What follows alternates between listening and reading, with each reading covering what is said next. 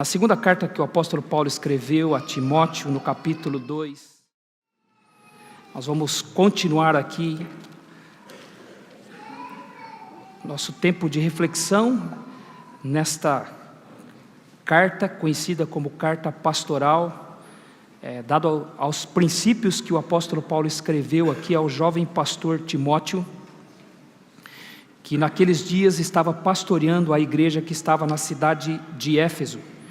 Nós já cobrimos a primeira carta do apóstolo Paulo a Timóteo, e agora estamos cobrindo 2 Timóteo, porque nós temos interesses em saber, em conhecer profundamente aquilo que o Senhor deseja, que o Senhor espera para a sua igreja, porque estas cartas, junto com Tito, ainda que tenham sido cartas escritas para pastores, elas tratam de assuntos pertinentes à vida da igreja, o que Deus espera da igreja, como que a igreja deve proceder, como o próprio apóstolo Paulo escreveu na primeira carta a Timóteo, no capítulo 3, versículos 14 e 15, quando ele disse que ele estava escrevendo aquelas coisas, esperando encontrar-se brevemente com Timóteo, mas para que, se caso acontecesse dele se atrasar por algum motivo, ele se retardar, Timóteo estivesse ciente de como se deveria proceder na igreja,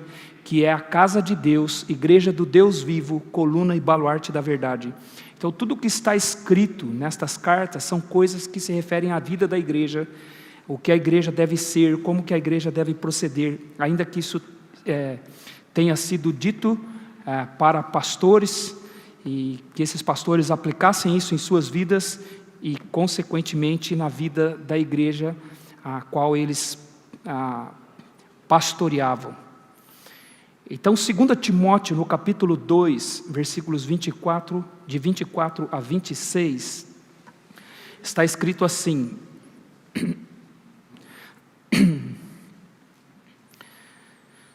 Ora, é necessário que o servo do Senhor não viva a contender, e sim deve ser brando para com todos, apto para instruir, paciente, disciplinando com mansidão os que se opõem, na expectativa de que Deus lhes conceda não só o arrependimento para conhecerem plenamente a verdade, mas também o retorno à sensatez, livrando-se eles dos laços do diabo, tendo sido feitos cativos por ele, para cumprirem a sua vontade. A igreja do Senhor Jesus Cristo, meus irmãos, ela é composta por pessoas que não são perfeitas. A igreja do Senhor Jesus Cristo não é preenchida, não é estabelecida na perfeição de pessoas. A igreja do Senhor Jesus Cristo ela é composta por pessoas que não são perfeitas. Nós cantamos aqui que nós estamos livres pela graça de Deus do poder do pecado. Nós não estamos mais presos à escravidão do pecado. Aqueles que se arrependeram e conhecem o Senhor Jesus Cristo como Salvador de suas vidas, não são mais escravos do pecado. Pela graça de Deus eles foram libertos disso. Mas isso não significa que a igreja não seja composta por pessoas que pecam. A igreja é composta por pecadores. A diferença é que esses pecadores são pecadores arrependidos. Foi isso mesmo que Jesus disse em Mateus capítulo 9, versículos de 9 a 13, quando ele falou: não vim chamar justos, eu não vim para os sãos, eu vim para os doentes, porque não vim chamar justos, mas sim pecadores ao arrependimento. Então a igreja ela é composta por pecadores, porém estes pecadores são arrependidos. Então a igreja do Senhor Jesus Cristo, desde a sua liderança até o último dos seus membros, ela é composta por pecadores. Ela é composta por pessoas que não são perfeitas, pessoas que pecam. A questão é que esses pecadores são arrependidos. Quem o Senhor Jesus vai levar quando Ele vir buscar a sua igreja? Ele vai levar os pecadores arrependidos, aqueles que de fato reconheceram o que são diante da santidade de Deus e estão arrependidos disso. E até porque eles são arrependidos, eles estão num processo de santificação. Eles estão sendo santificados. Um dia eles serão perfeitos, como Jesus é perfeito. Em 1 João capítulo 3, versículo 2, a Bíblia diz: amados, ainda não se manifestou o que haveremos de ser. Mas quando Ele se manifestar, então nós o veremos como Ele é, porque haveremos de ser como Ele é. Então a Bíblia é clara quando ela diz que ainda não se manifestou o que haveremos de ser. Mas quando Jesus vier, nós o veremos, e então seremos como Ele é. Então um dia nós seremos perfeitos como o Senhor Jesus Cristo. Um dia nós seremos como Ele. Mas a realidade é que nesse tempo presente não há pessoas perfeitas na igreja. Somos todos pecadores. Os salvos são os pecadores, então, arrependidos dos seus pecados. A questão é, meus irmãos, que apesar de sermos pecadores, apesar de não sermos perfeitos, nós temos o poder de Deus para lidar com os nossos pecados. Este é o efeito da graça de Deus em nós. Nós temos a capacidade para lidar com os nossos pecados de forma que possamos viver uma vida piedosa nesse mundo. Vivermos uma vida voltada para o Senhor, até que o Senhor Jesus nos tire daqui. É isso que o apóstolo Pedro escreveu na sua segunda carta, no capítulo 1, versículo 3, quando ele diz que pelo divino poder nos têm sido doadas todas as coisas que nos conduzem à vida e à piedade. Então ele está dizendo que pelo poder de Deus, o divino poder, todas as coisas que nos conduzem à vida e à piedade já nos foram dadas. Então o crente, ele tem todos os recursos, na graça de Deus, pelo divino poder de Deus, para viver uma vida piedosa neste mundo, para ser reconhecido como alguém piedoso. Todos os recursos de Deus já estão disponíveis para um crente, mesmo que ele não seja perfeito, mesmo que ele seja um pecador, ele é arrependido, e por ele ser arrependido, ele tem todos os recursos dados por Deus, para que ele tenha uma vida piedosa neste mundo aqui, para que ele viva assim neste mundo. Isso significa, meus irmãos, que não há necessidade de sermos reconhecidos pelos nossos pecados. Nós somos pecadores, nós pecamos, nós não somos perfeitos, mas não há necessidade de um crente ser reconhecido por seu pecado, ser marcado por seu pecado. Não há esta necessidade. O crente é de fato um pecador, ele peca contra Deus, ele peca contra as pessoas. Mas um crente não precisa ser conhecido por seus pecados. Ele não precisa ser marcado por isso. É muito ruim, é muito triste para o testemunho de Cristo Jesus neste mundo que um crente seja conhecido, marcado por seus pecados.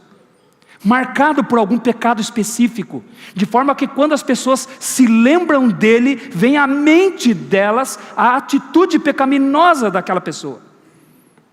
Um crente não precisa disso. Ele tem recursos em Deus, ele tem a graça de Deus para que ele possa viver uma vida piedosa nesse mundo. Paulo aqui, obviamente, ele está falando com a liderança da igreja, ele está falando com os pastores, ele está falando sobre os pastores da igreja. A expressão aqui, ora, é necessário que o servo do Senhor, essa expressão servo do Senhor, no contexto aqui, no contexto dessa passagem, ela se refere aos líderes da igreja, ela se refere aos pastores da igreja. É uma passagem que fala diretamente ao pastor, aquele que é o pastor da igreja, que tem a responsabilidade de liderar a igreja e ser exemplo para a igreja. No entanto, os princípios que aqui que essa passagem fala, eles são aplicados a todos os crentes, em todos os lugares. O que essa passagem está dizendo aqui, aplica-se a todos os pecadores arrependidos, a todos eles. E o que significa ser arrependido? Arrependido, irmãos, significa que nós não gostamos dos nossos pecados. Essa é uma das definições, irmãos, que se você me permite, eu mesmo que fiz de arrependimento. Literalmente alguém disse que arrependimento é uma mudança de mente. Arrependimento é você converter-se no sentido de que você estava indo para lá e agora você vem para cá, você fez uma conversão. Mas uma definição, segundo Clodoaldo, se você quiser anotar uma, o arrependimento é não gostar dos pecados. Nós pecamos, mas nós não gostamos dos nossos pecados. O pecador arrependido, ele não gosta dos seus pecados. Nós os temos conosco, mas nós não queremos que eles estejam em nós. Nós não gostamos deles. Por isso que o apóstolo Paulo, em 1 Coríntios capítulo 9, versículo 27, ele diz: eu esmurro o meu corpo e o reduzo à escravidão, para que, tendo pregado a outros, não venha eu mesmo a ser desqualificado. Por que ele esmurrava o seu corpo? Obviamente ele não estava falando literalmente, ele não era alguém que tinha hematomas pelo seu corpo provocadas por ele mesmo. Ele não estava falando que ele esmurrava seu corpo literalmente. O que ele estava dizendo é que ele lutava contra os seus desejos. Ele lutava contra si mesmo, porque ele não queria pecar. Em Romanos capítulo 7 ele disse: miserável homem que sou, quem me livrará do corpo desta morte? Porque eu sei que em mim, isto é, na minha carne não habita bem nenhum, eu já nem mesmo compreendo o meu próprio modo de agir, porque o bem que quero fazer, esse não faço, mas o mal que não quero, esse faço. Oh, que miserável homem que eu sou! Ele odiava pecar, porque ele era um pecador arrependido, ele não gostava do pecado na sua vida. É como Jó. Você conhece a história de Jó? Quem era Jó? Aquele homem rico, homem que tinha 10 filhos, 7 rapazes e 3 moças, tinha muitas riquezas, 7.000 ovelhas, 3.000 camelos, 500 juntas de boi, 500 jumentas, fora o pessoal todo que trabalhava para ele, e ele perde tudo isso em um único dia. O Senhor permite que ele perca tudo isso num único dia. Perde suas ovelhas, que são queimadas por um fogo que desceu do céu, perde seus camelos que são roubados pelos sabeus, perde as suas juntas de bois, suas jumentas que são roubadas pelos caldeus, perde seus filhos todos num único dia, porque estavam todos reunidos na casa do filho mais velho, e um vento veio do oriente, deu nos 4 cantos da casa, a casa caiu e morreram seus 10 filhos e todos os funcionários que lá estavam, e só sobrou uma pessoa para ir dar notícia para Jó. Em seguida Jó perde a sua saúde, ele fica ao ponto de pegar cacos e raspar as feridas que tinham para o seu corpo, desde a planta do pé até o alto da sua cabeça. E a Bíblia diz que em tudo isso ele não pecou e nem atribuiu a Deus falta alguma, não pecou com os lábios. Deus disse que Jó era um homem justo e íntegro e que se desviava do mal. Porém Jó não entende muito bem por que isso tudo está acontecendo na sua vida. E o capítulo 3 de Jó até o capítulo 42 é uma crise de Jó. Ele conversa com seus amigos tentam encontrar nele algum pecado nele, para que Deus pudesse permitir que tudo isso tivesse acontecido com ele, mas seus amigos não encontram pecados nele. Um jovem sábio começa a falar em Jó capítulo 37, Eliú, e ele começa a falar, e Jó começa a questionar Deus, e Deus então começa a falar com Jó, e Deus disse para Jó: Jó, por que você acha que eu tenho que te dar explicação do que acontece na sua vida? Você estava lá quando eu criei todas as coisas? Você estava me dando conselho de como eu deveria criar? Você já existia, Jó? Quem é você para você achar que eu te devo explicação para as coisas que estão acontecendo na sua vida? Eu não te devo explicação. Eu não tenho que dizer para você por que está acontecendo na sua vida. Quem é você, Jó? E Jó então chega à conclusão no capítulo 42, versículo 5, que é tão conhecido de todos nós, Antes eu te conhecia de te ouvir falar, mas agora os meus olhos te veem. Aí Jó entendeu, Deus não precisa dar explicação. Ele apenas quer que eu o conheça mais. Ele apenas quer que eu o entenda mais, que eu compreenda mais. Conhecimento de Deus é que é a chave. Conhecer Deus, e Jó entende isso. Mas aí o que Jó diz no versículo 46, irmãos, é de onde eu tirei a minha definição de arrependimento. Arrependimento é não gostar de si mesmo, não gostar dos seus pecados. No versículo 46, Jó diz assim: então eu me arrependo e me abomino no pó e na cinza. E o que é a palavra abominar na Bíblia? Abominação é uma coisa que você odeia, que você tem repúdio, que você quer longe de você, que você não quer perto de você. Deus, Ele repudia o pecado, Deus abomina o pecado, Deus não quer o pecado perto dele. E Jó diz: eu me abomino. Sabe o que ele está dizendo? Eu não gosto de mim, eu não gosto do que eu faço, eu me abomino, eu me arrependo no pó e na cinza, eu quero me ver livre disso. Isso é um pecador arrependido que está conhecendo a Deus. Ele observa a sua vida, ele olha para a sua vida, ele vê o que está acontecendo na sua vida, e ele quer tirar da sua vida aquilo que ele sabe que não é a vontade de Deus na sua vida. Esse é o pecador arrependido. Ele não é perfeito, ele apenas não gosta dos seus pecados, ele abomina a si mesmo. Esse era Jó. Então ser arrependido é não gostar, é abominar os seus pecados. Em outras palavras, irmãos, é não gostar de si mesmo, porque sabe que é um pecador. E o Evangelho é um chamado ao arrependimento e a viver uma vida de arrependimento. Então, se eu sou marcado por algum pecado, se as pessoas ao se lembrarem de mim, lembram-se de algum pecado específico, significa que eu ainda não odeio esse pecado. Eu não odeio ele. Eu estou mantendo ele na minha vida como uma marca na minha vida. Se eu ainda trago pecados como marcas na nossa vida, o que o apóstolo Paulo está dizendo aqui no versículo 24 é: ora, é necessário que o servo do Senhor não viva a contender.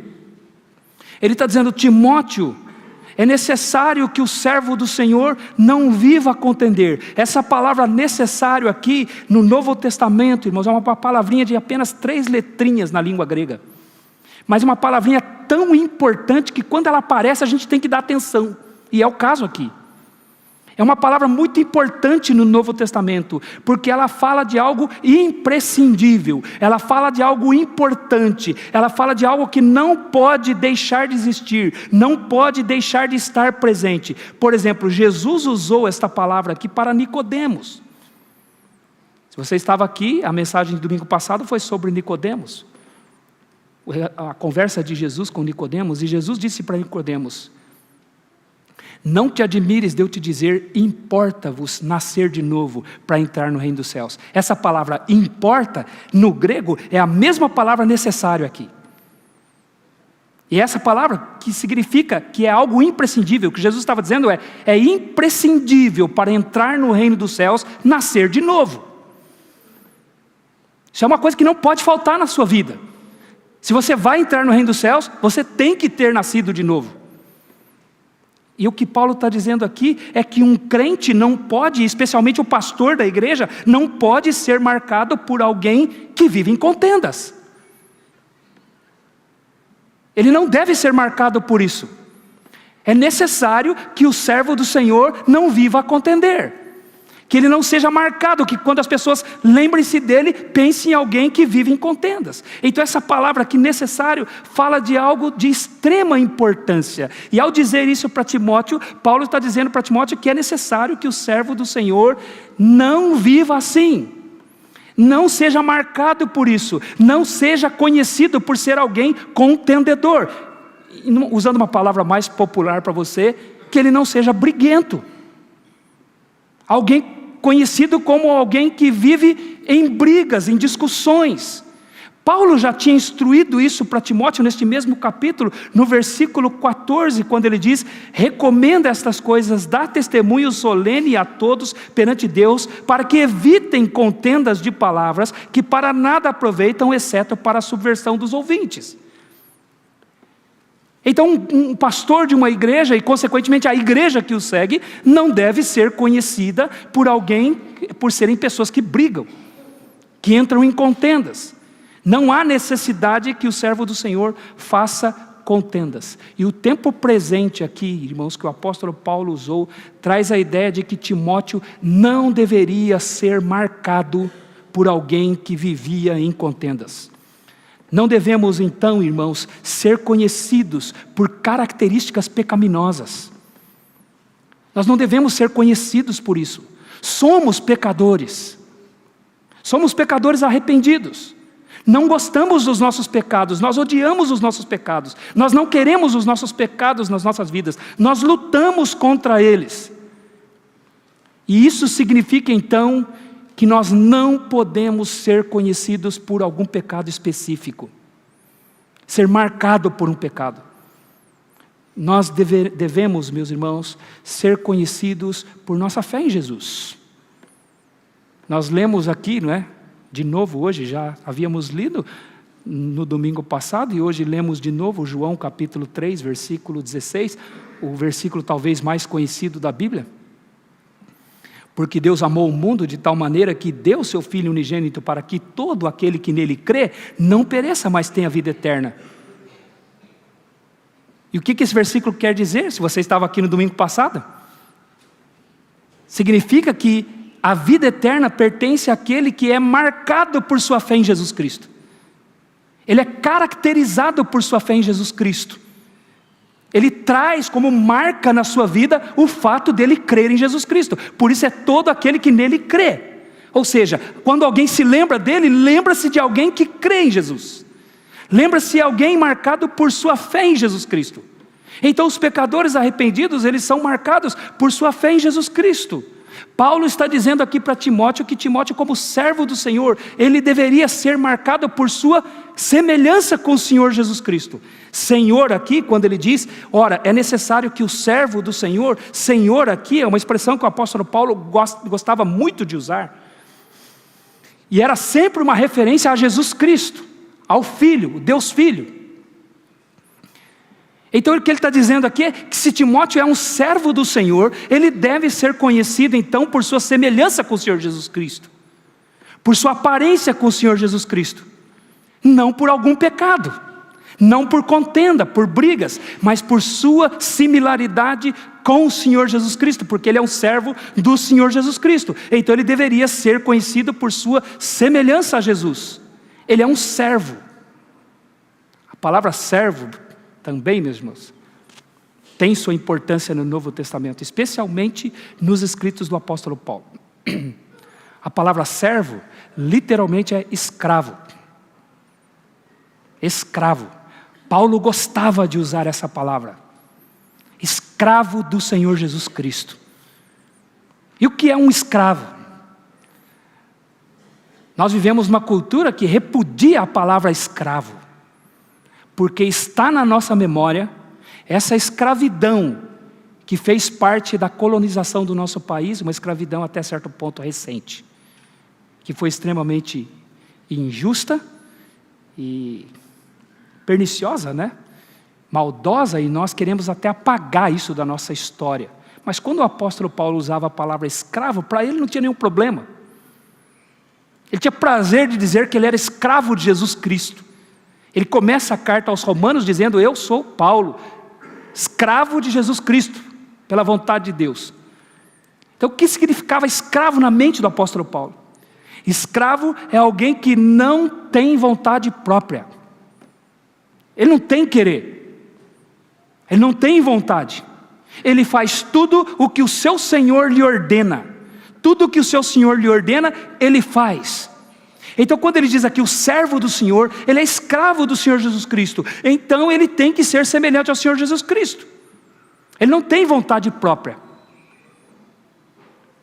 É como o centurião romano falou com o Senhor Jesus. Ele disse assim, eu sou um homem sujeito às autoridades. Em Lucas capítulo 7, versículos de 1 a 10. No encontro com o Senhor Jesus, aquele centurião romano disse, eu sou um homem sujeito às autoridades, e também tenho pessoas sob minha autoridade. Se eu disser a este vai, ele vai. Se eu disser a este vem, ele vem. Se eu disser a ele faz isto, ele faz. E o Senhor Jesus falou que aquele homem tinha fé, porque ele estava entendendo exatamente o que significa ser um servo de Jesus Cristo. É que se o Senhor disser faz, ele faz. Se o Senhor disser vai, ele vai. Se o Senhor disser vem, ele vem. Ele não pensa, hoje eu não estou com vontade. Não, ele é um escravo. Escravo tem que fazer. Tem que obedecer. Como servo do Senhor Jesus Cristo, ele não tem vontade própria. Ele faz o que o Senhor manda. Em 1 João capítulo 2, versículo 6 está escrito: aquele que diz que permanece em Jesus, deve também andar como Jesus andou. Em obediência ao Senhor Jesus Cristo, em semelhança ao Senhor Jesus Cristo. Então ser servo de Jesus significa viver uma vida piedosa, parecida com o Senhor Jesus Cristo. E como a passagem aqui fala a pastores, os pastores devem ser exemplos para a igreja nesta questão. Eles devem ser marcados pelo seu modo de viver semelhante ao Senhor Jesus Cristo. As características de Jesus Cristo devem estar presentes em suas vidas. E isso é necessário porque eles são modelos para a igreja. O apóstolo Paulo disse em 1 Coríntios capítulo 11, versículo 1: sede meus imitadores, porque eu sou de Cristo. Aos Filipenses capítulo 4, versículo 9, ele diz: o que vistes em mim, o que de mim ouvistes e o que ouvistes sobre mim, isto praticai. Era a responsabilidade que ele entendia que tinha. Então todos aqueles que são servos de Jesus Cristo devem trazer as marcas de Jesus Cristo em suas vidas. Todo servo de Jesus Cristo deve trazer as marcas de Jesus Cristo em sua vida. E obviamente isso começa pela liderança, sendo seguido por toda a igreja. Nenhum servo de Jesus deve ser conhecido por algum pecado específico. Ele tem que ser conhecido por sua semelhança com o Senhor Jesus Cristo. E aí cada um de nós, irmãos, cada um de nós que está aqui hoje à noite, eu e você, vamos honestamente refletir sobre o que as pessoas pensam de nós quando elas se lembram de nós. Quando as pessoas se lembram de você, o que vem à mente delas? Quando elas se lembram de mim, o que vem à mente delas? Eu tenho que me preocupar com isso. Porque eu tenho que ser conhecido como alguém que traz as marcas de Jesus Cristo, não alguém que traz as marcas de algum pecado específico. E aqui Paulo está dizendo para Timóteo, ele vai apontar para Timóteo aqui marcas do próprio Senhor Jesus Cristo. Se você for atento, você vai perceber isso. São virtudes que o Senhor Jesus Cristo trazia em sua vida quando ele passou por este mundo aqui. São marcas do Senhor Jesus Cristo. Por exemplo, Mateus capítulo 9, versículo 36, está escrito que quando o Senhor Jesus olhou as multidões, Ele compadeceu-se delas, porque estavam desgarradas como ovelhas que não têm pastor. Isso significa que Jesus era brando. Em Mateus capítulo 7, versículos 27 e 28, diz que quando o Senhor Jesus terminou de pregar aquele sermão conhecido como Sermão do Monte, ou Sermão da Montanha, as pessoas que ouviram aquele sermão, que ouviram aquela mensagem, se admiraram, ficaram maravilhadas do ensino do Senhor Jesus Cristo, e disseram: Ele ensina como quem tem autoridade, e não como os escribas. Isso significa que o Senhor Jesus era apto para instruir. Lucas capítulo 23, versículo 24, diz que o Senhor Jesus foi crucificado entre dois ladrões, e as pessoas o ofendiam, as pessoas faziam piadas a seu próprio respeito, as pessoas estavam dizendo impropérios a respeito dele, e ele olhou para aquelas pessoas, e você lembra o que ele disse? Pai, perdoa-lhes, porque eles não sabem o que fazem. O que significa que Jesus era manso. Ele era manso. Ele era paciente. Em Mateus capítulo 11, versículos de 28 a 30, ele diz: Vinde a mim todos vós que estáis cansados e sobrecarregados, e eu vos aliviarei. Tomai sobre vós o meu jugo e aprendei de mim, porque eu sou manso e humilde de coração, e achareis descanso para as vossas almas, porque o meu fardo é leve e o meu jugo é suave. Veja o que ele disse: eu sou manso e humilde de coração. Jesus era manso. Em 1 Pedro capítulo 2, versículo 23, o apóstolo Pedro escreveu que o Senhor Jesus deixou o exemplo para seguirmos os seus passos, e ele, quando era maltratado, não ameaçava, quando ele era ultrajado, ele não revidava com ultraje, antes ele entregava-se àquele que julga retamente. O Senhor Jesus sempre confiava em Deus, ele nunca tomava vingança em suas próprias mãos. Então isso que Paulo fala aqui para Timóteo, são características do próprio Senhor Jesus Cristo. Aquele que é servo de Jesus Cristo deve trazer as mesmas características do Senhor Jesus Cristo. Ele não deve ser marcado por alguém que vive em contendas, pelo contrário, aí o apóstolo Paulo apresenta pelo que o servo do Senhor deve ser marcado. Então, de que maneira devem ser conhecidos os servos do Senhor? De que maneira devem ser conhecidos os servos do Senhor? Eles devem ser conhecidos por sua brandura. Veja o que ele diz ainda no versículo 24. Ora, é necessário que o servo do Senhor não viva a contender, e sim deve ser brando para com todos. Ele deve ser conhecido por sua brandura. Brando para com todos. Então, ao invés de ser conhecido por alguém que estava sempre discutindo, sempre envolvido em contendas, ele deve ser conhecido por alguém que é brando, que não está envolvido em contendas de palavras. O servo do Senhor deve ser brando para com todos. Agora, brando, irmãos, é uma palavra que traz a ideia de docilidade. É uma pessoa dócil, uma pessoa fácil de lidar. Agora, deixa eu dizer para você, não é uma pessoa que vive com um sorriso no rosto. Que a gente acha que pessoa dócil, né? É aquele que tem que estar sempre sorrindo, né? Sempre sorrindo para as pessoas, como uma expressão de gentileza. Não é esse o sentido da palavra. Não é como aquelas imagens renascentistas da Idade Média, que mostrava o próprio Senhor Jesus Cristo, ou retratava os santos da Bíblia, ou qualquer outro santo que tenha sido elegido, pessoas com o olhar caído assim, né? Com aquela mão naquela pose assim, de que não vai machucar ninguém, não é? Reconheceu? Eu não sei se eu sei fazer muito bem, não é? Mas sabe qual é a ideia? Frágil. Uma pessoa sempre frágil. Olha que pessoa dócil. Olha, não vai machucar ninguém.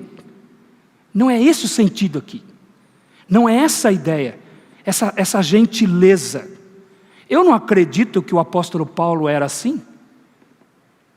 Estudando as cartas do apóstolo Paulo, estudando o livro de Atos dos Apóstolos, eu não consigo ver pelo temperamento dele, pelas atitudes dele, pela forma dele agir, que ele era uma pessoa que estava sempre com um sorriso no rosto, muito pelo contrário. Eu não acredito que o apóstolo Pedro era assim, que era alguém que estava sempre com um sorriso no rosto. Não acredito que o profeta Elias no Antigo Testamento era assim, alguém que estava sempre com um sorriso no rosto. Aliás, o profeta Elias um dia foi chegando perto do rei Acabe, o rei Acabe olhou para ele e falou assim: já vem você, perturbador de Israel, que tenho eu contigo? Então Elias não era conhecido por alguém que tinha sempre um sorriso no rosto. Eliseu também não foi conhecido assim, Ezequiel não foi conhecido por isso, nem Davi, que apesar de ter a sensibilidade de um poeta, ele foi conhecido por isso, e nem mesmo nosso Senhor Jesus Cristo. Então, o que ele fala de docilidade aqui, de brandura, não é sorriso no rosto. Então, o que ele quer dizer? Pode incluir, irmãos, um sorriso, uma gentileza. É óbvio, pode incluir isso, mas é muito mais do que isso. Isso é muito mais do que ser gentil. Então, o que significa ser brando para com todos? A palavra aqui na língua grega, traduzida por brando, é uma palavra que só vai ocorrer mais uma vez no Novo Testamento. Só vai ter uma outra ocorrência dela no Novo Testamento, está em 1 Tessalonicenses capítulo 2, versículo 7, quando o apóstolo Paulo, escrevendo à igreja dos Tessalonicenses, ele diz assim: como um enviado de Jesus Cristo, eu tinha o direito de ser mantido por vós. Sabe o que ele está dizendo? Como enviado de Jesus Cristo, eu tinha o direito de ser sustentado financeiramente por vocês. Eu tinha o direito de exigir, aliás está escrito lá, eu tinha o direito de exigir que vocês me sustentassem financeiramente, porque eu fui um enviado de Jesus Cristo. Mas eu me tornei dócil para convosco, como uma ama que acaricia os próprios filhos. Então o que ele estava dizendo com doçura? Com brandura, ele estava dizendo que ele não foi pesado financeiramente para os tessalonicenses. Ele foi brando para com eles, ele foi dócil para com eles. Eles não precisaram gastar dinheiro com ele, porque ele resolveu, em Tessalônica especificamente, não ser sustentado por eles. Então ele foi brando, ele foi dócil. Isso nos ajuda a entender o que significa o que significa a palavra brando, essa característica. Sabe o que significa? Uma pessoa que não é pesada para o outro. Uma pessoa fácil de lidar. É uma pessoa que não tem o temperamento difícil. É uma pessoa que não é amarga para os outros. É uma pessoa que não é explosiva para os outros. Uma pessoa que ele não afasta as pessoas dele. Ele não é assim, uma pessoa que repudia os outros. Ele é brando. Ele se torna uma pessoa leve para os outros. Fácil de ser lidada pelos outros. O brando, irmãos, então, não é uma pessoa que os outros evitam. As pessoas não evitam ele. Alguém que é servo de Jesus não pode ser pesado para os outros. E certamente você já ouviu pessoas dizerem: olha, eu sou sincero. O que eu tenho que falar, eu falo mesmo. Eu só falo o que eu penso. E a pessoa acha que é uma grande pessoa por causa disso, né? Uma grande pessoa. Não, eu sou assim mesmo.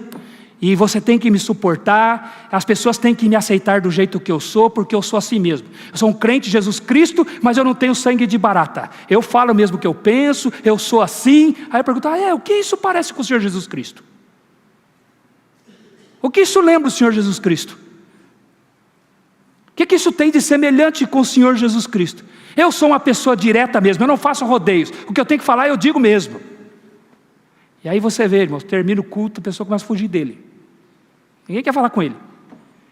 Ninguém se aproxima dele. Ele diz que é um servo de Jesus Cristo, mas ninguém se aproxima dele, porque ele é pesado para as pessoas. Brando aqui significa isso. Uma pessoa que não é pesada para os outros. E essa é uma marca do Senhor Jesus Cristo. Brando, então, significa leve, fácil de ser tratado. É isso que Paulo está dizendo aqui. No trato com as pessoas ele deve ser leve. Ele não afugenta as pessoas. E o servo do Senhor deve ser assim. Ele deve ser brando para com todos. O que significa ser de fácil trato para as pessoas.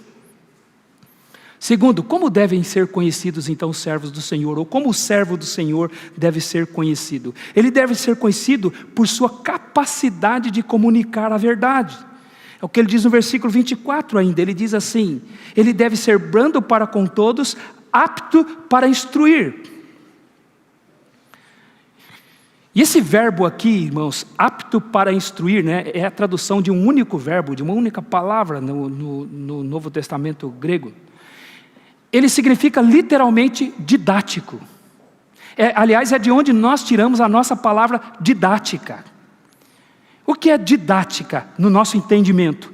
Didática é quando você tem uma facilidade de explicar coisas, de ensinar. Você tem um método de ensinar as coisas que facilita as pessoas compreenderem. Então você tem uma didática, você tem uma boa didática. É isso que significa apto para instruir. Então poderia ser muito bem traduzido por didático aqui. Poderia estar escrito assim: ora, é necessário que o servo do Senhor não viva a contender, e sim deve ser brando para com todos, didático, paciente. Poderia estar escrito assim, perfeitamente. Então o texto está dizendo que alguém que é servo do Senhor é alguém conhecido por sua comunicabilidade da verdade. Ele comunica a verdade com facilidade. Isso aqui, irmãos, não se refere a conhecimento bíblico, a ter conhecimento bíblico. É óbvio que o servo do Senhor tem que ter conhecimento bíblico. Ele já disse isso no capítulo 2, versículo 14. Versículo 15, perdão. Procura apresentar-te a Deus aprovado como obreiro que não tem do que se envergonhar, que maneja bem a palavra da verdade. Aqui ele está falando de conhecimento bíblico. Ele tem um conhecimento da palavra da verdade, ele maneja bem a palavra da verdade, e ele se apresenta diante de Deus falando a palavra da verdade, porque ele tem conhecimento da palavra da verdade. Mas aqui não é isso que significa. Aqui ele está falando sobre a capacidade de transmitir conhecimento bíblico. Não é incomum você encontrar pessoas que têm profundo conhecimento bíblico, mas não são capacitadas por Deus para transmitir este conhecimento para as outras pessoas. Nós encontramos, irmãos, muitos bons pesquisadores, muitos bons escritores, e eles escrevem coisas maravilhosas da Bíblia. Coisas impressionantes a respeito da Bíblia, a respeito de Deus, mas eles não têm habilidade para explicar isso. Eles não são aptos para instruir. E às vezes eu falo assim, que eu tenho aqui na minha biblioteca um monte de livros de pesquisadores. Eu falo assim, eles fazem uma parte do trabalho, eu faço a outra. Porque eles não conseguem pregar. Mas são excelentes pesquisadores da Bíblia. São conhecedores da Bíblia. Mas eles não conseguem transmitir isso para as pessoas. Alguns deles eu já os ouvi pregar. Amo seus livros, mas reconheço que tem uma dificuldade enorme de transmitir aquilo que eles escreveram. Porque o que ele está falando aqui não é de conhecimento, é de transmissão, é comunicabilidade da Escritura. Comunicar a Escritura. Falar com facilidade a palavra de Deus. Aqui significa, irmãos, literalmente transmitir verbalmente a Escritura. Falar a verdade da palavra de Deus de forma que as pessoas compreendam a palavra de Deus, de forma que as pessoas ouvem e entendem a palavra de Deus, de forma que as pessoas até querem ouvir, elas querem ouvir aquela pessoa, elas gostam de ouvir aquela pessoa, porque aquela pessoa tem essa facilidade dada por Deus de transmitir a verdade da Escritura. E essa pessoa mostra para as pessoas que a palavra de Deus é realmente um espelho. Quando você olha no espelho, quem você vê? A gente tem um espelho lá em casa, irmãos. A gente tem vários espelhos lá em casa, mas tem um que é disputado. E quando chega na hora da gente se preparar para vir para o culto, ele se torna o espelho mais disputado na casa. Porque lá em casa, eu e Natan temos 2 mulheres para fazer a concorrência. Então eu percebo que eu fico entrando atrás, assim, para eu querer me ver no espelho. Porque eu não quero olhar no espelho e ver a outra pessoa, eu quero olhar no espelho e me ver. Mas então eu fico assim me desviando para tentar me ver no espelho. Mas tem 2 mulheres lá que ficam na frente daquele espelho. E às vezes eu puxo o espelho de lado assim, né? Porque eu quero me ver no espelho, eu não vou olhar e ver o outro no espelho. Quando você olha no espelho, quem você vê? Quem você quer ver? Quem você quer ver no espelho quando você olha no espelho? Você mesmo, não é verdade? Quem comunica a palavra da verdade, irmãos, com a capacidade que Deus deu, ele faz as pessoas se verem na palavra de Deus. As pessoas ouvem, as pessoas falam, isso tem a ver comigo. Isso está falando de mim. Ele está me descrevendo. Está falando o que eu tenho que ser. Quantas vezes, irmãos, eu já ensinei. E alguém falou assim, pastor, estou sentindo que a minha casa tem uma câmera escondida lá e o senhor anda assistindo as coisas. Anda assistindo, porque o senhor me descreveu aí. Mas isso não é, irmãos, isso é a comunicabilidade da Escritura. Falar da Escritura de uma forma que as pessoas podem compreender. E as pessoas se veem naquilo. Aí elas veem que aquilo que está escrito em Tiago, capítulo 1, versículo 22, é verdade. Meus irmãos, não vos tornei somente ouvintes da palavra. Veja. Ele não está falando leitor de uma palavra, leitor do livro que possa incluir isso, mas o que ele está falando ali é do que acontece no culto. Não sejam somente ouvintes da palavra, mas também praticantes, porque se vós sois ouvintes da palavra e não sois praticantes, sois semelhantes a um homem que contemplou seu próprio rosto no espelho e se foi e se esqueceu como ele era. Então o que ele está falando é que quando a palavra de Deus é explicada para mim, com alguém que é apto para fazer isso, que recebeu essa habilidade de Deus para explicar a palavra de Deus, eu me vejo naquilo, e então eu estou me vendo, e eu não posso sair e esquecer como eu sou. Eu tenho que colocar aquilo em prática. É o que ele está dizendo aqui. Então as pessoas, quando ouvem, sabem que é com elas, sabem que aquilo está se referindo a elas, que aquilo tem a ver com elas, que elas precisam dar uma resposta àquilo, e elas até sabem qual resposta que tem que dar. Aí, irmãos, eu não resisto, eu tenho que contar a história de novo do Rui Barbosa, que eu acho que ilustra muito bem isso. Conta-se que Rui Barbosa um dia chegou em casa e surpreendeu um ladrão roubando seus gansos. E aí ele se aproximou do ladrão e disse assim: ó bucéfalo anácrono, não te interpelo pelo valor intrínseco dos bípedes palmípedes, mas sim por profanares o recôndito da minha habitação, a sorrelpe e a socapa. Se é por necessidade, transijo, mas se é para zombares da minha alta prosopopeia de cidadão digno e honrado, dar-te-ei com a minha bengala fosfórica no alto da tua sinagoga, e o farei com ímpeto tal, que reduzir-te-ei à 50ª potência que o vulgo denomina nada. Aí o ladrão olhou para ele e falou assim: ô moço, eu levo os gansos ou deixo os gansos? Que resposta eu tenho que dar? Não entendi nada que o senhor falou. O que isso aí tem a ver comigo? O senhor está falando de mim? Está falando de mim? O que Paulo está dizendo aqui é que um pastor, ele tem que ser apto para comunicar com clareza a palavra de Deus, de forma que as pessoas ouçam e entendam. Ele tem que ser conhecido por isso.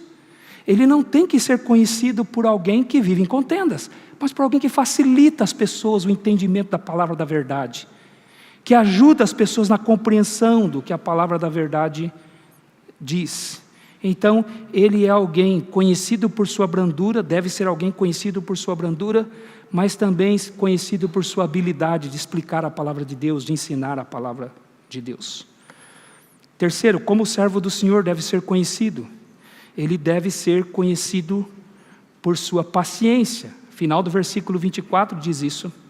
Ora, é necessário que o servo do Senhor não viva a contender, e sim deve ser brando para com todos, apto para instruir, paciente. Paulo diz aqui que o servo do Senhor deve ser paciente. Essa palavra paciência aqui também é uma palavra peculiar. Ela tem um sentido um pouco diferente. Ela não significa o que as outras ocorrências da palavra paciência no Novo Testamento significa. Ela tem um significado diferente. Em Gálatas capítulo 5, versículo 22, onde fala do fruto do Espírito, lá diz que o fruto do Espírito é amor, alegria, paz, longanimidade, que é a palavra paciência, longanimidade, não é? Amor, alegria, paz, longanimidade, bondade, benignidade, fidelidade, mansidão, domínio próprio. Então ali aparece a palavra longanimidade, que tem o sentido de paciência. Em 1 Coríntios capítulo 13, versículo 4, quando o apóstolo Paulo, inspirado pelo Espírito Santo, vai definir o amor, ele diz: o amor é paciente, também tem a ideia de paciência. Então nesses dois textos, Gálatas capítulo 5, versículo 22, 1 Coríntios capítulo 13, versículo 4, aparecem a palavra paciência. Mas ela não tem o mesmo sentido do que aqui nesse texto, onde também aparece a palavra paciência. Em Gálatas e em Coríntios, a palavra paciência traz a ideia, irmãos, de ter um coração grande, que cabe todo mundo. Sabe qual é a ideia? Alguém que tem o coração largo, e ele suporta todo mundo. Pode vir todo mundo com seus problemas, com as suas crises, com as suas lutas, que cabe aqui dentro do meu coração. É isso que significa a palavra paciência em Gálatas capítulo 5, versículo 22, e em 1 Coríntios capítulo 13, versículo 4. Ou seja, você suporta as pessoas com os problemas delas, com as lutas delas, porque você é longânimo, você é paciente, como Deus é longânimo, como Deus é paciente. Mas o sentido comum de paciência que estão naqueles textos lá, ele não está presente aqui. Aqui tem um sentido diferente. A palavra traduzida aqui do grego para paciência só ocorre nesta passagem aqui em todo o Novo Testamento. Ela não vai aparecer em nenhum outro lugar mais. Ela só aparece aqui. E ela significa literalmente suportar o mal que é dirigido diretamente contra você. É isso que significa paciência aqui. Suportar o mal que é dirigido diretamente contra você. É diferente de você receber a pessoa com as lutas dela, com as limitações dela, com as dificuldades dela. Não. Aqui é uma pessoa que ataca você diretamente. Ataca você pessoalmente. E alguém que traz a marca do Senhor Jesus Cristo é paciente. Ele suporta. A palavra que literalmente significa sofrer o mal. Sofrer o mal que é dirigido contra você, diretamente, pessoalmente, irmãos. Aqui é uma crise pessoal. A pessoa te ataca pessoalmente. Ela se torna um inimigo pessoal seu. E você ainda assim, você tem paciência. Você sofre esse ataque sem revidar. Então o que Paulo está dizendo aqui? Ele está dizendo aqui que pastores sofrem ataques pessoais. Pessoas atacam. É um mal dirigido diretamente contra eles. E o que mais ele quer dizer? Ele está dizendo, irmãos, que ser líder de uma igreja significa que você não tem o direito de se ofender. Você não tem o direito de ficar ofendido. Pastores não podem ser ofendidos. As pessoas vão dizer coisas, vão atacar, vão falar mal, vão procurar defeitos, vão apontar seus defeitos, e eles não têm o direito de se ofender. Eles sofrem este mal, e têm que sofrer calados, porque eles são como o Senhor Jesus Cristo, que não abriu a sua boca. Todos os crentes têm que ser assim, né? Não somente os pastores. Então eles têm que ter maturidade para ouvir e não se defender, não se justificar, muito menos contra-atacar. Aqueles que se ofendem, que levam como coisas pessoais, eles não são aptos para o ministério pastoral. Ficam dando em troca, ficam atacando, mandando de volta, não são aptos para o ministério pastoral.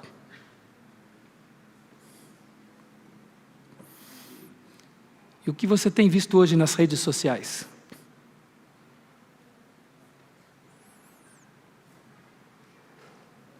Tenho visto hoje ataques pessoais e homens cheios de seguidores, crentes que se dizem servos do Senhor Jesus Cristo, curtindo, dando seu apoio, acrescentando seus comentários, quando o que está havendo ali são ataques pessoais.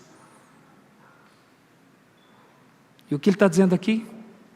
O que ele está dizendo aqui é que se alguém é um servo do Senhor, ele não tem esse direito de se ofender, de revidar, de contra-atacar. E até, irmãos, usando essas palavras de baixo valor. O que Paulo está dizendo aqui é que Timóteo tinha que ser paciente. Certamente haviam pessoas desferindo ataques pessoais a Timóteo, atacando Timóteo, denegrindo Timóteo, atacando a sua imagem, atacando a sua reputação, como fizeram com o próprio apóstolo Paulo. E ele está dizendo, mas você tem que ser paciente, você tem que suportar este ataque, você tem que sofrer este mal e sofrer calado. Pastores têm que ser conhecidos por sua capacidade de não se ofender. Eles não defendem a si mesmos, eles não revidam o mal, eles não fazem ofensas vingativas aos seus opositores. É o que ele está dizendo aqui, porque eles suportam o mal que é dirigido contra eles. Eles são como ovelhas, levados ao matadouro e não abrem a sua boca. Sabe, irmãos, quando eu estudei essa palavra aqui, me veio à mente um dos meus professores na época do seminário, que aliás eu tive o prazer de reencontrar semana passada lá na conferência de aconselhamento bíblico. Pastor Roberto Naves Amorim, foi meu professor de Antigo Testamento, e a gente na época se identificava muito, a gente conversava muito, e eu me lembro que uma das coisas que ele me ensinou um dia, numa das nossas conversas, ele disse assim, Clodoaldo, pastor tem que ser como um aço, o martelo bate, mas nem arranha. Aí ele falou, você não tem o direito de se ofender, ouça e não se ofenda. Aguente firme, meu irmão. Eu nunca mais esqueci disso, irmãos. Aí quando eu estudei essa palavra aqui, eu lembrei dele. Veio ele na minha mente, por aquilo que ele me aconselhou naquele dia. E já se vão uns 20 anos desse conselho aí. E tive a oportunidade de reencontrá-lo semana passada, dei um abraço nele e conversamos de uma forma muito, muito prazerosa. Mas é o que ele está dizendo, líderes da igreja, e todos os servos do Senhor em consequência disso, né, não têm o direito de se ofender, mesmo quando são ataques pessoais, dirigidos diretamente a você. Sofra o mal, é o que ele está dizendo aqui. E aí o que mais que ele diz aqui a respeito da característica do servo do Senhor? O servo do Senhor deve ser conhecido pelo quê?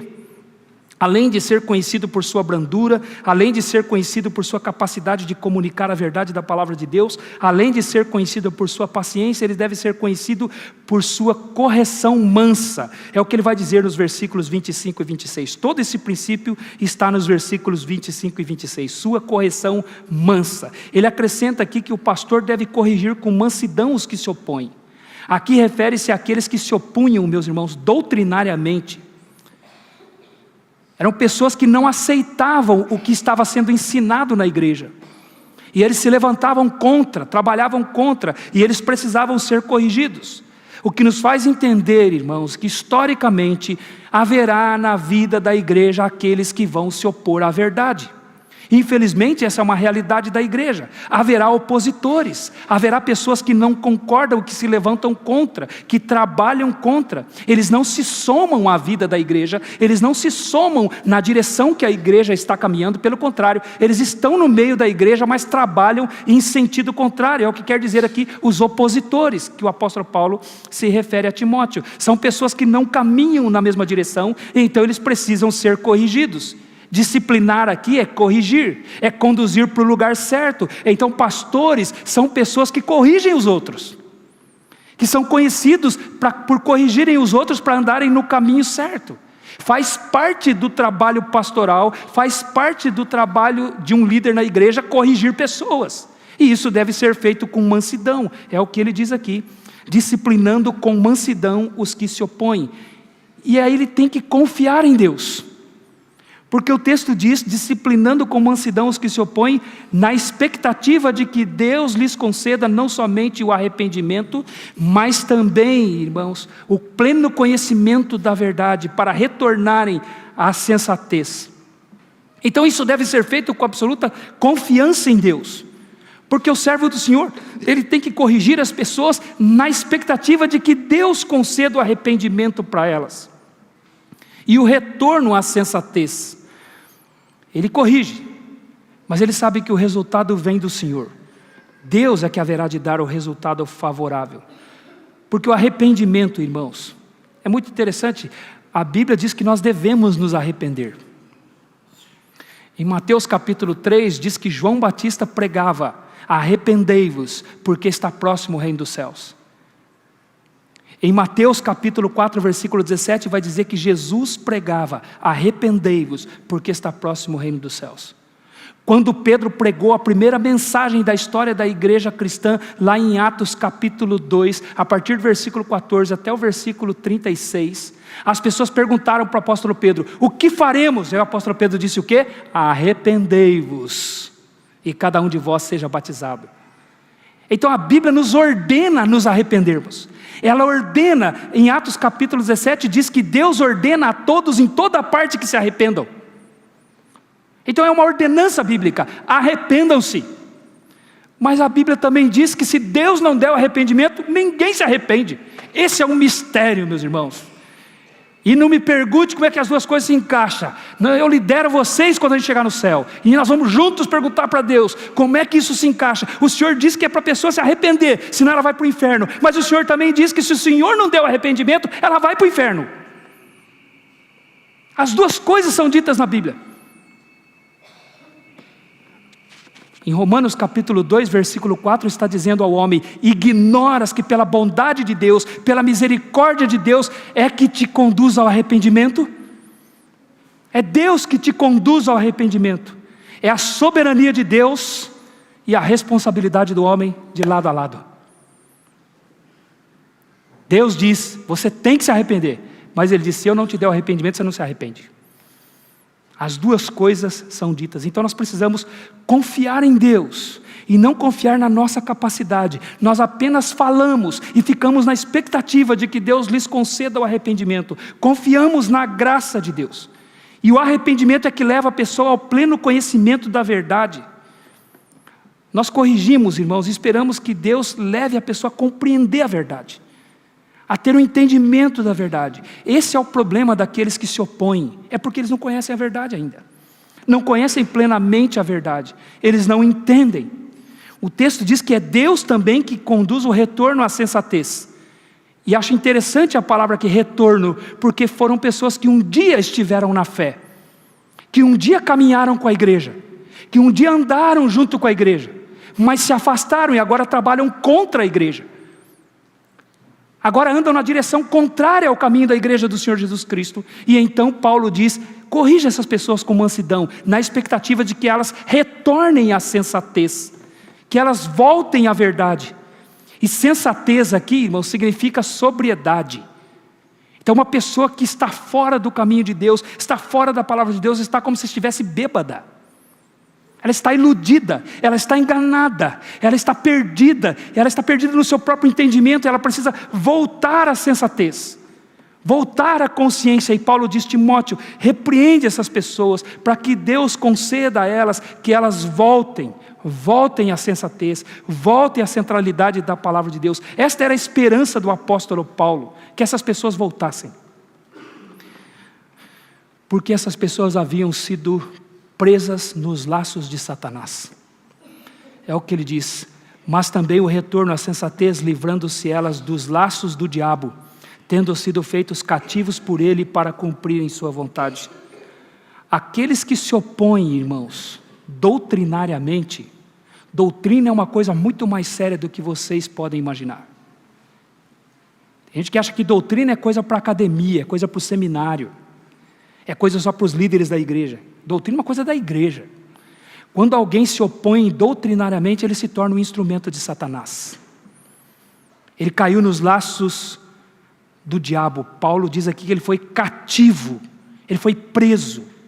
está preso agora nos laços de Satanás, porque ele está se opondo doutrinariamente.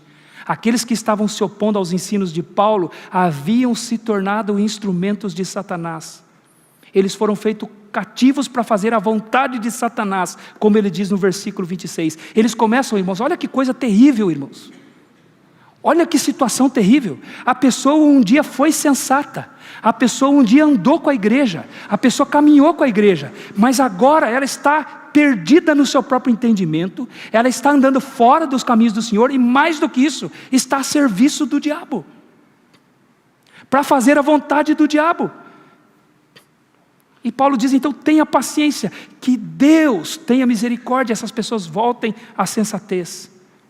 Agora a Bíblia nos diz, irmãos, que nós devemos ser vigilantes, cada um de nós, porque nós estamos sujeitos a isso.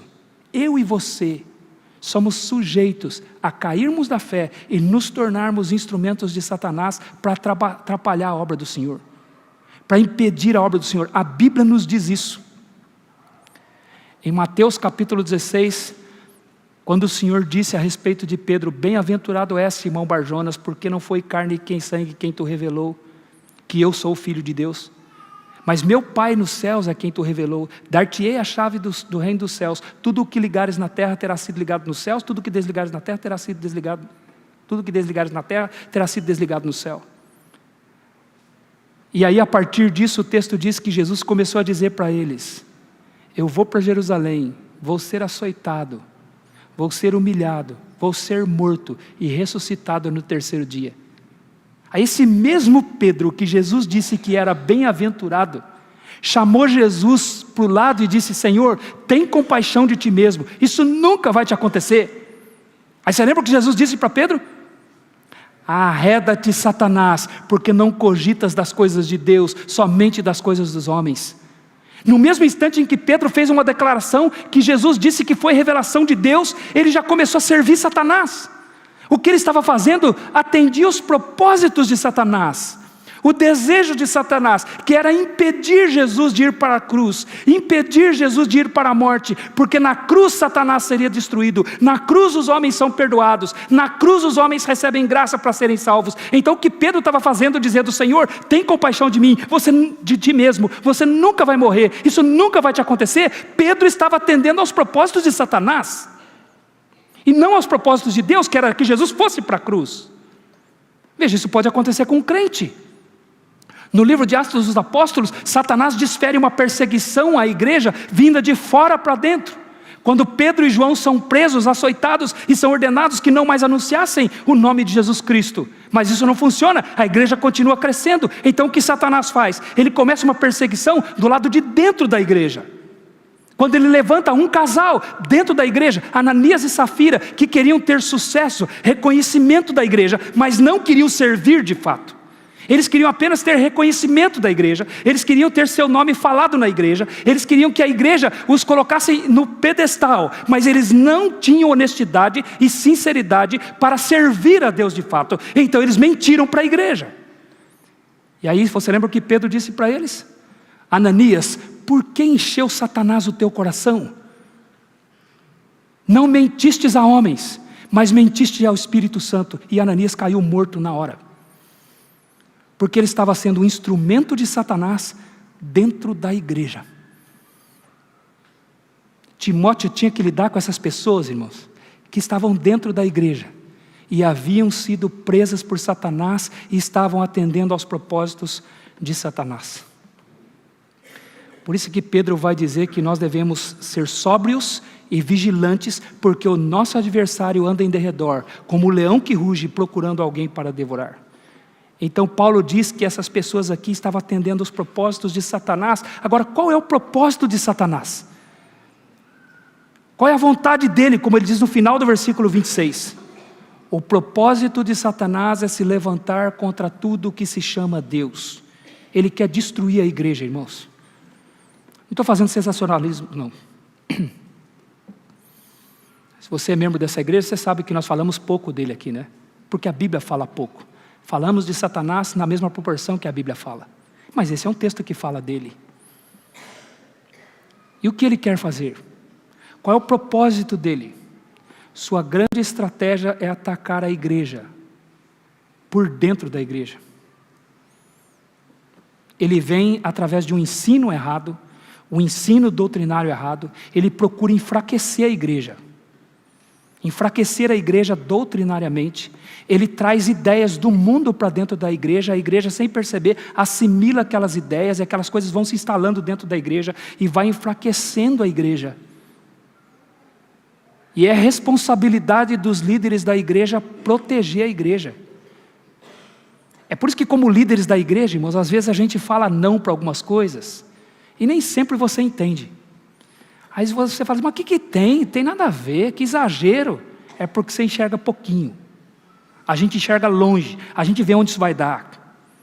A gente vê onde isso vai terminar. É uma coisinha aqui, é uma musiquinha aqui, é uma encenaçãozinha ali, é uma coisinha aqui que vai se infiltrando, vai criando modas na igreja, vai criando uma nova tradição para a igreja, cheia de conceitos mundanos, e a igreja começa a fechar a Bíblia, deixa a Bíblia de lado e começa a andar nas sugestões da cultura, e Satanás começa a conseguir o seu intento, sabe o que é? Confundir as pessoas a respeito do que é o Evangelho da graça do Senhor Jesus Cristo, a salvação por Cristo somente através da cruz, através do arrependimento de pecados, da confissão de pecados.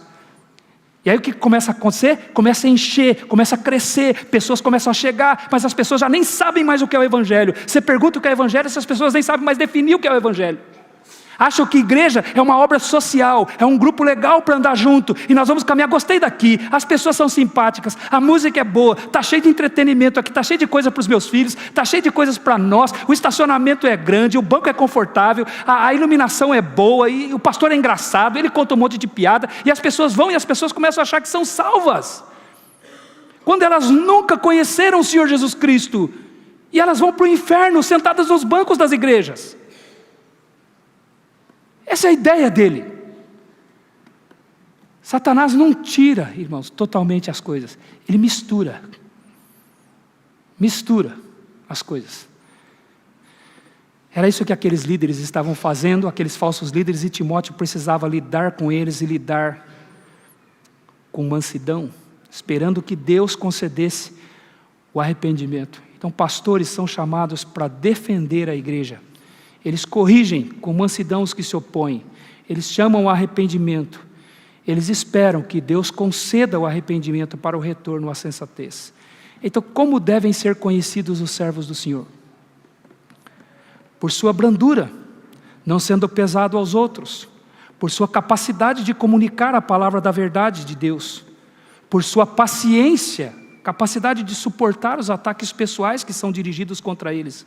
Por sua correção mansa aos que se opõem doutrinariamente. E por que eles devem ser assim? Porque a igreja precisa ser protegida. Para que os membros da igreja sejam protegidos dos falsos ensinos. Para que Deus, irmãos, continue sendo o centro da igreja. Continue sendo adorado. Para que a cruz de Cristo continue sendo pregada. O Evangelho pelo qual Deus perdoa pecados.